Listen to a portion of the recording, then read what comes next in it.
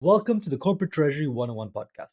In today's episode, we discuss Treasury Regionalization Best Practices with Katia. Katia is a seasoned finance expert specializing in global cash management and FX operations, and plays a key role in Treasury Operations at Colgate-Palmolive's European Treasury Center. Colgate-Palmolive is, of course, a leader in consumer products and is shaping a healthier future for people, pets, and planets with innovative, sustainable solutions that enrich lives and strengthen communities. In this episode, we discuss Treasury regionalization insights from Colgate, coordinating front office and back office operations, centralizing key treasury functions like FX management, enhancing efficiency through regionalized treasury models, key advice for treasurers on regionalization strategies, and, of course, much, much more. Quick word from our sponsor. So we've been doing this podcast for 2 years and a half now, and the most listened to episodes are always the ones talking about career and certifications in Treasury.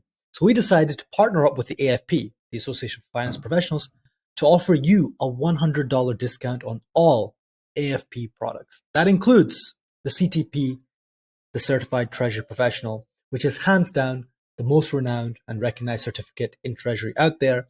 That's both the certification and the prep course separately. So go check it out. You can check the link in the show notes, or you can go to our website and find the partners page. So you go to corporatetreasury101.com and on the partners page right at the top. And with all that being said, please welcome Katia.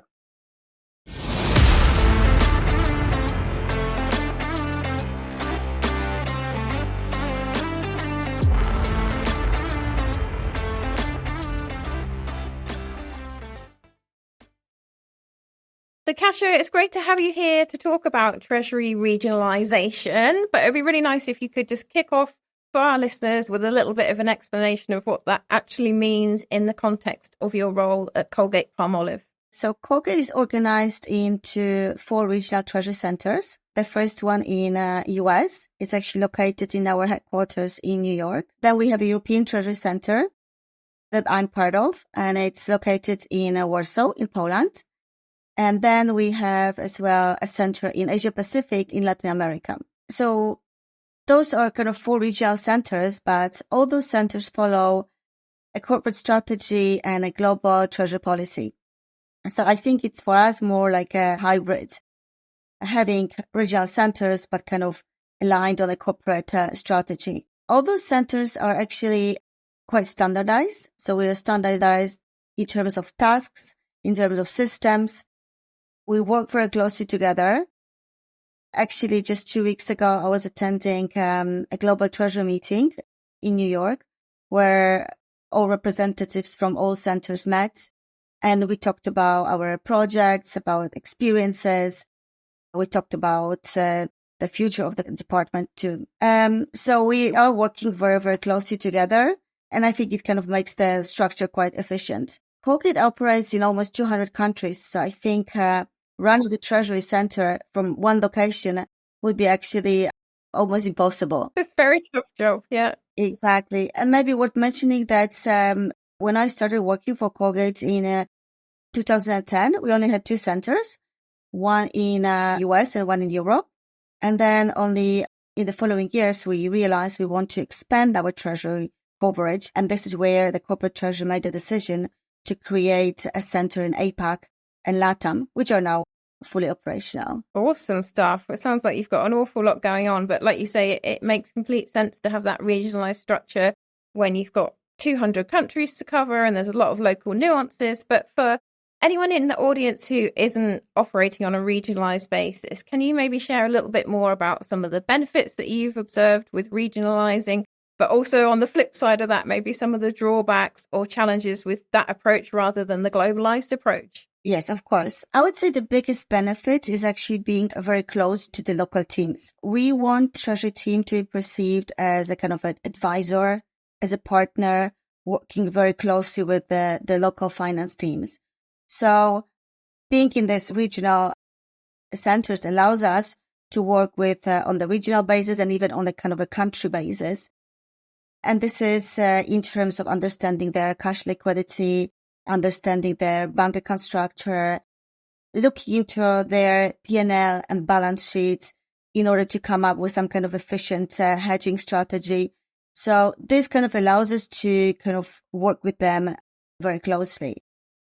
I would say as well on some tasks which are non-standard, let's say dividend planning, loan restructuring, some, let's say, M&As. We as well want to apply our expertise in terms of like tax implications, legal regulations. I mean, sometimes even speaking their local language helps. So this is which I see a huge advantage. Maybe another one as well, working quite closely with the local banks. And of course, Colgate works with global banks, but then those banks would have their local branches. And we really, really value this kind of cooperation that we have on the country or regional level. In terms of drawbacks, I could imagine that from a treasury perspective, probably the biggest would be lack of cash visibility, having this kind of regional centers.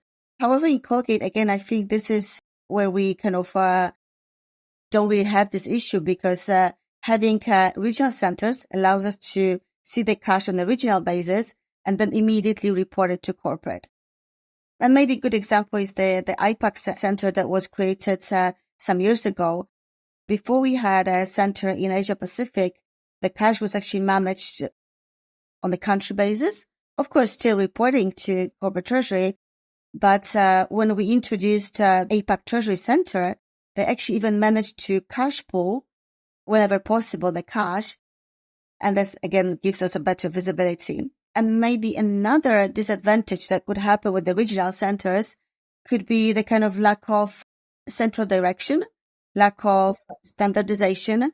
But again, I think we managed to kind of eliminate it because we have this kind of, I would say, hybrid structure. Wonderful stuff, Kasia. Thank you for that. So when you say you have this hybrid structure, which treasury tasks are centralized versus regionalized, and why, would you say? So yes, we have a couple functions which are centralized in New York, in our headquarters. So this would be like enterprise risk management, insurance, I would say working closely with the global relations, let's say corporate finance. Those functions relate to the company as a whole. So I would say it really makes sense to have them in New York. We do have one exception, which is the Global FX Center, which is actually located in Europe. It's actually my team doing this role. And we actually execute all FX transactions for all Colgate subs. So we execute transactions, I would say, on a global basis. One comment here is that the Global Treasury Center is about the execution, is about the actual trading. We still would have people in those local centers, these kind of regional centers, that would be working with our subs. So maybe again, let's give you an example. So our colleagues in APAC would work very closely with, let's say, Thailand team to understand their needs, understand that their future cash flows, understand, let's say, what currency they need to buy, what currency they need to sell. And then once they have this information, they would come to us and they would put a trade request for a spot, forward, swap, and then my team would be actually the one executing the FX trades. And why do you think it's important for FX to be centralized? Why is that something that the local teams can take care of? I mean, why is someone in Europe managing Thai baht transactions on the other side of the world? I think probably the biggest advantage would be the efficiency. So we have one team, we have one access to one platform. We can actually coordinate it between ourselves. We are actually executing the trades for all Colgate world. So I think this is actually what makes our job like extremely exciting. So in the morning, we actually cover Asia trades. So we kind of get up about 8 o'clock. We do trades for Australia, Thailand, Philippines, all those really exotic countries. Then we as well provide trades for European subsidiaries. And then, of course, in the afternoon when US wakes up, we work with our colleagues from US, Canada, Mexico, and so on. We as well, for the majority of our trades, we trade them as so-called back-to-back trades. So it means that our regional European subsidiary is actually the one facing the bank. And then we only have a back-to-back trade internally. So in terms of your question, why do you think it's easier to have it in one place? I would say all this kind of legal work, let's say all this KYC, all those mandates. I think it makes so much easier to have in majority kind of one subsidiary. And then maybe just to add, of course, if we have those kind of big trades, then I imagine we have some kind of like a purchasing power when kind of negotiating rates with banks. But for sure, as well, working with all those kind of different markets allows us to build up a great relationship with banks, which is very critical for us. So that's an interesting point, actually. So do you have a European primary banking partner which is able to execute these currency trades globally? Or are you working with local banks or regional banks from Europe? How's your banking infrastructure or your FX partner, whoever that is? How are you working with them? Yes, so we actually have two models. I would say for the less regulated countries, which I would say probably are 80% of our trades, we would be using this back-to-back model. And for those, we actually use our European banking partners. I would say European, some of them, of course, are branches of the kind of global banks, right? So kind of, I would say the worldwide top-class banks. But then, because of some countries are so regulated, and here maybe we can talk about South Africa, Colombia, China, we cannot have this back-to-back. So actually, me and my team, we have to be kind of officially the traders for those countries. So let's say when I'm trading for Philippines, I'm actually trading in the name of Colgate-Palmolive Philippines. And the same would be, let's say, for Colombia or so on. So then we actually trade with the local banks. So I would say we are trading whatever is needed with whichever banking partner is needed. But of course, our banking partners are always chosen very carefully. They have to be approved by our corporate strategy.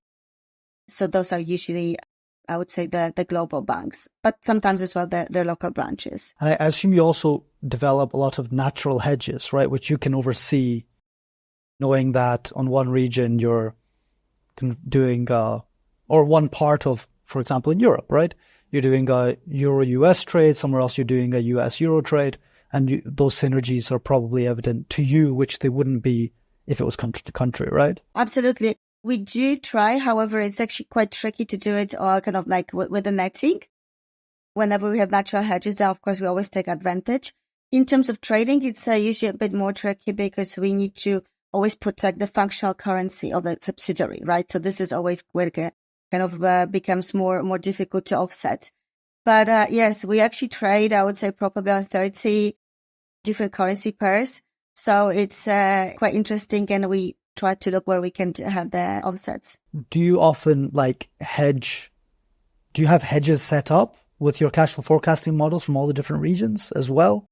Because one topic that comes up a lot, Kasia, is treasurers struggle to articulate effectively to the CFO the value add they're bringing to the organization, right? The savings they're bringing, the strategic insight that they're bringing, and the benefit to the business, right?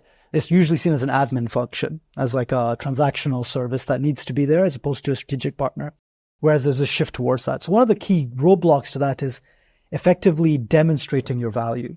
So are you reporting on the savings you've drawn out to the company from executing these global FX transactions at all? And if so, what KPI is the most eye-opening for the CFO in your case? So I think when I was talking previously, we always try to be a strategic partner to the local teams. I think it's actually hard to talk about KPIs from Treasury because when we talk to the teams, we actually work with them on, let's say, on their particular subsidiary. But of course, yes, we do keep KPIs in terms of we kind of compare what we hedge versus to what would actually happen in the company. So this is where we kind of keep track. We certainly have hedging policies for most of our subsidiaries. We have different types of strategy. Again, probably more kind of confidential information, but whatever works best for the subsidiary. So I don't think any of our subsidiaries would be exposed to FX risk. And then, yes, I guess that the KPIs would be, I would say, on a sub side, of course, they would know how it's kind of coming up. I would say the hedge versus the actual cash flows.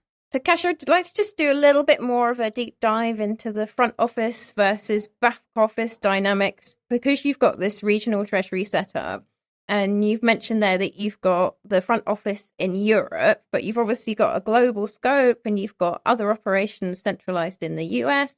So why Europe? What's the advantage of having that front office in Europe specifically? Sure, that's a great question. So as I mentioned previously, some time ago, we only had two centers. So we had one in US and in Europe. So I would say probably the easiest explanation would be a time zone. We actually are able to cover whole world still working European hours.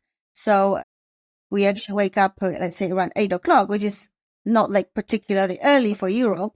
And then we can still trade within the Asia Pacific markets, because the market would usually close, let's say around our 9 or 10 o'clock. So this gives us full flexibility to trade Asia. Then we have time to do Europe, and then we can move on and easily we can trade for US, Canada, and LATAM. So I think this is where Europe is kind of in this perfect place. I guess if this would need to be done from New York, then I guess that they would need to kind of wake up extremely early. So I think Europe has this kind of advantage to be like in the middle of the time zones, which really helps. Yeah, some very antisocial hours otherwise for everyone. But like you say, get in the office at 8ish and then you can cover Asia off and then get to everywhere else a little bit later on in the day. But Kasia, I just wanted to ask a little bit more around the breakdown of the difference between front office and back office, but specifically in a regional setup. So are there any nuances that would be different between the front and back, that very different from a global setup, or is it a similar kind of division of labor? Are there anything that our listeners who don't have a regional setup or who are thinking about going towards a regional setup would want to know around how they split those responsibilities?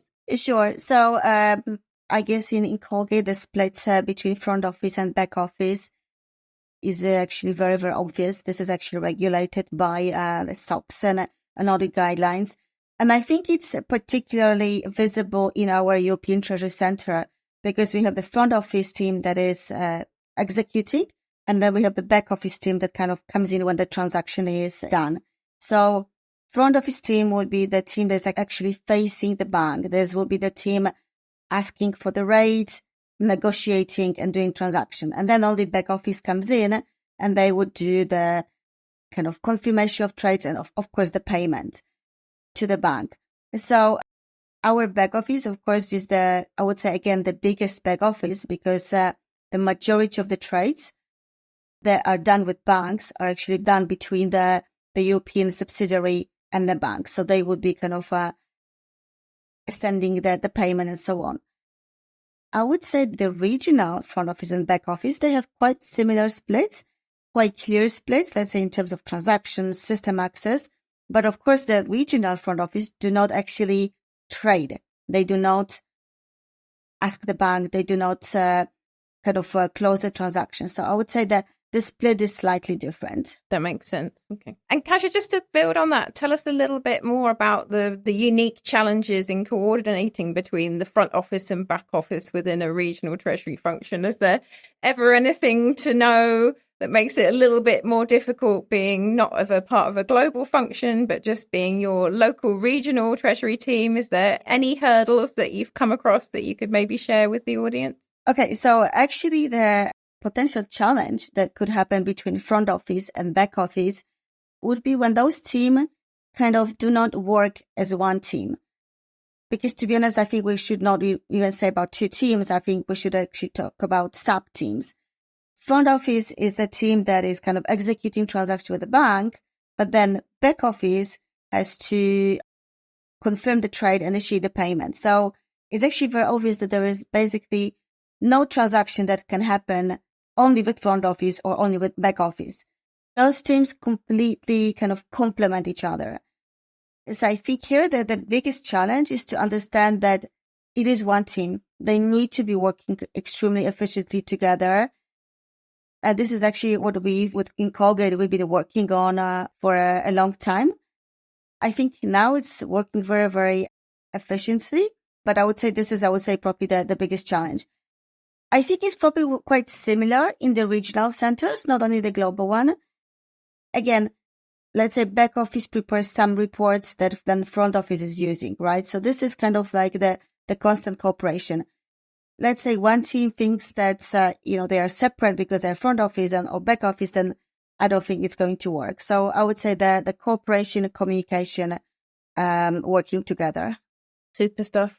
How do you keep the communication alive in that kind of setup, Kasia? So, is it just everyone's on Teams and Teams is firing like mad all day? Or do you have a specific cycle of meetings, like daily catch-ups or something like this to set up? How do your regional and central teams across the world make sure that they're communicating effectively in all this? But are you now talking about back office and front office or just the team worldwide? Well, both, right? So front office and back, but also in a global setting as well, right? So, you said you sit with back office in Europe also, but then you also, I assume, have global regionalized functions also. So how do you keep the communication going in each scenario? Sure. So let's say between front office and back office, we actually sit together in the office. Of course, now after COVID, it changed slightly. We are actually only 2 days per week in the office. But yes, certainly we want to make sure that the communication is happening on a regular basis. I would say actually the communication between front office and back office is one of the things that makes the cooperation, so that the challenge that we just spoke previously, this is what it makes it more and more efficient. It's actually very important that one team understands what the other team is doing. So I would say sometimes we even organized training sessions. So for example, front office was doing some kind of a job and then back office was just sitting with us in a room and watching what we do, why we do it, how we do it. And the same with back office. I think it's very, very important because then, let's say if we ask back office for certain report, first of all, we know how long it takes for them to prepare it. And then secondly, they know why we need it, why we need it with such details, right? So this is kind of, again, critical. So I would say with back office, we have this communication, I would say, ongoing, regular basis. Between the regions, it as well depends. So let's say, for example, because we actually trade the FX for worldwide, so I would say probably every day I'm communicating with Asia, I'm communicating with US team. We kind of need to know what's happening. And this is either to clarify their request or just maybe to advise something that we just see something that, could be done better. On this kind of a global level, we have monthly meetings. So kind of when kind of the treasury gets together, we as well have quarterly, what we call snack and learn. So we kind of organize some topics to discuss. We have people internally or externally explaining some new ideas. It is as well a good time for some kind of internal recognitions. It's as well a good time to kind of meet new team members. So we kind of want to be together.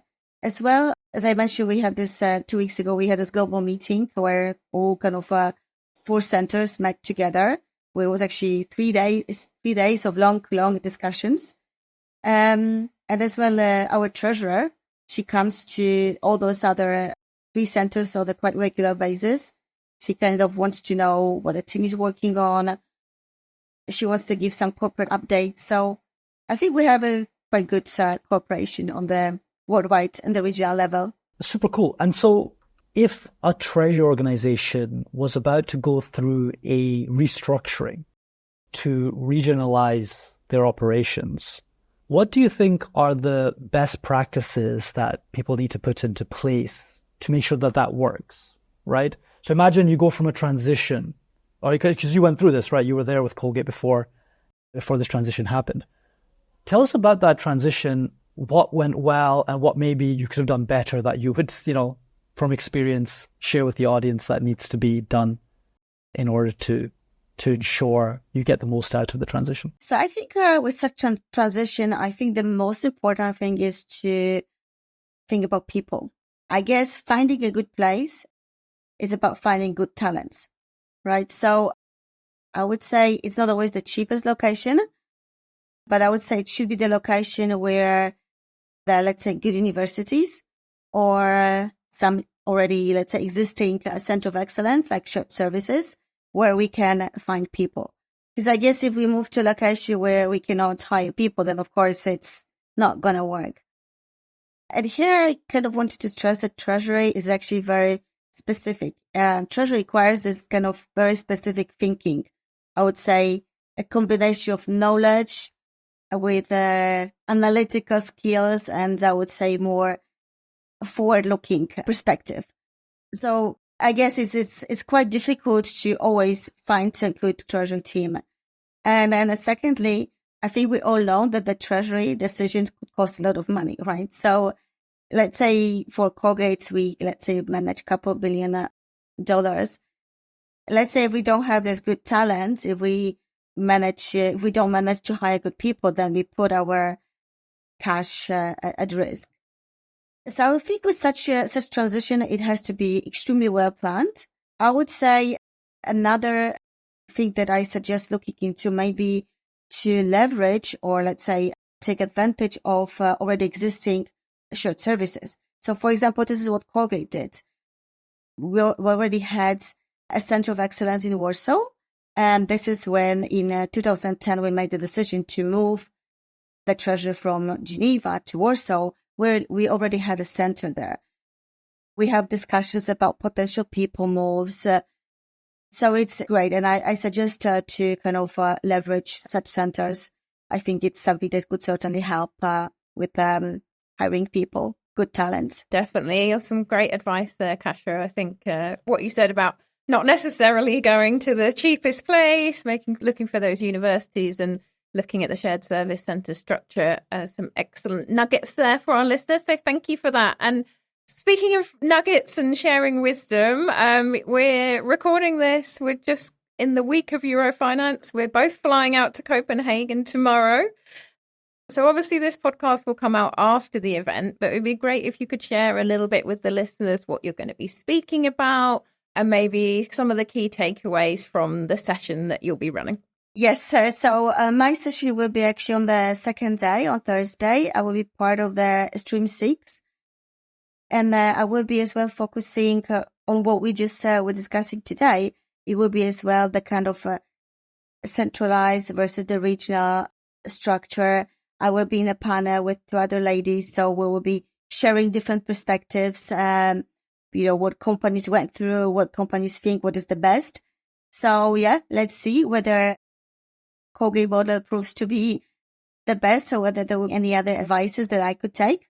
But certainly I will try to share my advices and have a good discussion. Oh, good stuff. Well, good luck with the session and I will definitely come and listen. And then maybe we can give the listeners a little bit of feedback from that session when we pop the podcast out. I'll send a few notes around as well. Perfect. Thank you. Awesome. Thank you so much for being on the show, Kasia. Really excited to have you on. It was really interesting. Perfect. Thanks so much for inviting me.